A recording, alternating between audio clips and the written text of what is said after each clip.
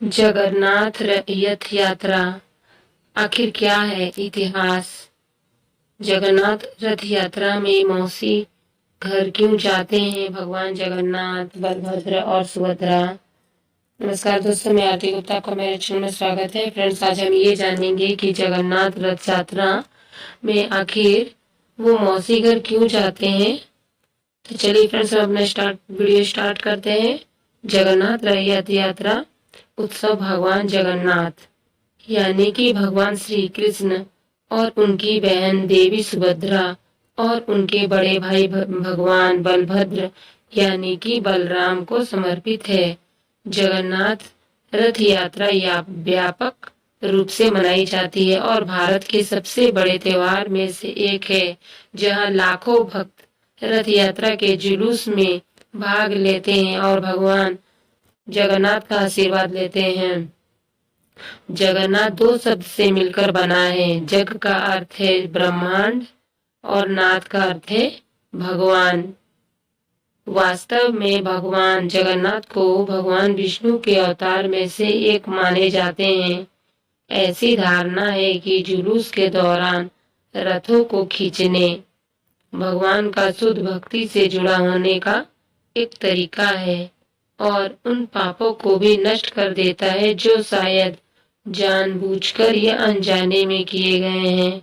चार धाम में से एक धाम जगन्नाथ मंदिर को माना जाता है। यात्रा के बारे में स्कंद पुराण, नारद पुराण और पद्म पुराण, महापुराण में लिखा हुआ है।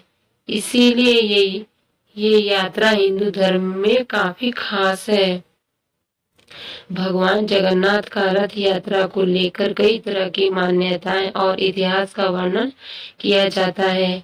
बताया जाता है कि एक दिन भगवान जगन्नाथ की बहन सुभद्रा ने नगर देखने की चाह रखते हुए उनसे द्वारका के दर्शन कराने का प्रार्थना की थी, जिसके बाद भगवान जगन्नाथ ने अपनी बहन को रथ में बिठाकर उसे नगर का भ्रमण कराया। ऐसी मान्यता है कि एक बार भगवान श्री कृष्ण की 8 पत्नियां माँ रोहिणी से कृष्ण और गोपी से जुड़ी हुई दिव्य कथाएं सुनना चाहती थी, लेकिन माँ कहानी सुनने को तैयार नहीं थी। ऐसे एक लंबे अनुरोध के बाद वो मान गई, लेकिन इस शर्त पर कि सुभद्रा दरवाजे की रखवाली करेगी ताकि उस कथा को कोई दूसरा न सुन सके। लेकिन जब रोहिणी माँ कहानी सुना रही थी, तभी श्री कृष्ण और बलराम अचानक घर की ओर आते दिखाई दिए। सुभद्रा ने उचित कारण बताकर द्वार पर ही रोक लिया, लेकिन श्री कृष्ण और राधा रासलीला की वार्ता श्री कृष्ण और बलराम दोनों को ही सुनाई दी। उसको सुनने से श्री कृष्ण और बलराम के अंग अंग में अद्भुत प्रेम रस का उद्भव होने लगा। साथ ही सुभद्रा भी क्षुब्ध होने लगी। तीनों की ही ऐसी अवस्था हो गई कि पूरे ध्यान से देखने पर किसी के भी हाथ पैर आदि स्पष्ट नहीं दिख रहे थे। सुदर्शन चक्र भी पिघल गया था। उनके लंबा सा आकार ग्रहण कर लिया। यह माता राधिका के महाभाव का गौरवपूर्ण दृश्य था। उसी दिन नारद भगवान भी पहुंच गए। उन्होंने भगवान श्री कृष्ण की प्रार्थना की कि भगवान, आप चारों ओर के जिस महाभाव में लीन मूर्ति स्वरूप के मैंने दर्शन किए हैं वो सामान्य जनों के दर्शन हेतु पृथ्वी पर सदैव सुशोभित रहें। महाप्रभु ने तथास्तु कह दिया और भगवान कृष्ण और सुभद्रा और बलराम ने पुरी के जगन्नाथ में निवास किया। भगवान जगन्नाथ का कैसा होता है रथ। पुरी मंदिर भगवान के 4 पवित्र धामों में से एक है। यहाँ पर भगवान श्री कृष्ण जगन्नाथ के रूप में विराजित हैं। साथ ही यहाँ उनके बड़े भाई बलराम और उनकी बहन देवी सुभद्रा की पूजा की जाती है। पुरी रथ यात्रा के लिए बलराम, श्री कृष्ण और देवी सुभद्रा के लिए 3 अलग अलग रथ बनाए जाते हैं।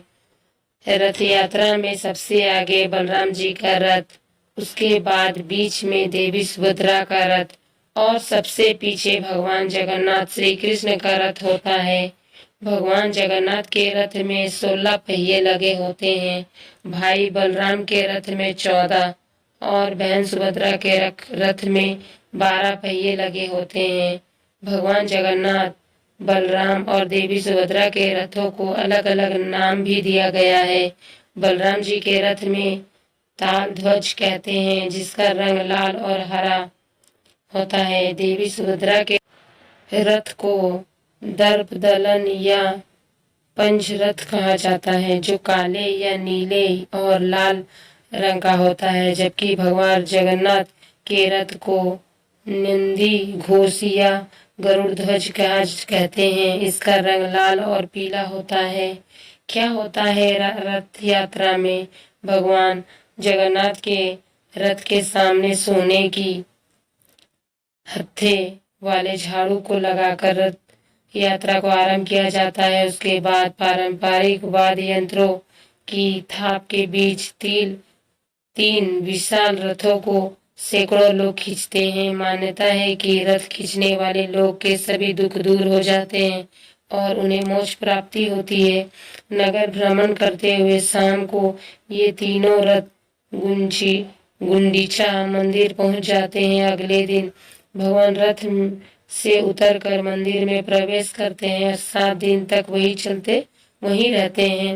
मौसी के घर आते हैं। भगवान गुंडीचा मंदिर में भगवान जगन्नाथ की मौसी का घर माना जाता है। रथ यात्रा के दौरान साल में एक बार भगवान जगन्नाथ अपने भाई बहन के साथ जगन्नाथ मंदिर में, इसी गुंडीचा मंदिर में रहने के लिए आते हैं। अपनी मौसी के घर में भगवान 1 हफ्ते तक ठहरते हैं, जहाँ खूब आदर सत्कार होता है। उन्हें कई प्रकार के स्वादिष्ट पकवानों और फल फूलों का भोग लगाया जाता है, जिसकी वजह से भगवान बीमार हो जाते हैं, जिसके बाद उन्हें पत्थे का भोग लगाया जाता है और वो जल्दी ठीक हो जाते हैं। गुंडीचा मंदिर में इन 9 दिनों में भगवान जगन्नाथ के दर्शन को आड़प दर्शन कहा जाता है। जगन्नाथ जी के प्रसाद को महाप्रसाद माना जाता है। इन दिनों विशेष रूप से नारियल, लाई, गंजा मूंग और मालपुए का प्रसाद मिलता है। फिर दिन पूरे होने के बाद भगवान जगन्नाथ अपने घर यानी कि जगन्नाथ मंदिर वापस चले जाते हैं। इन पर्व में अटूट श्रद्धा और भक्ति भाव के साथ मनाया जाता है।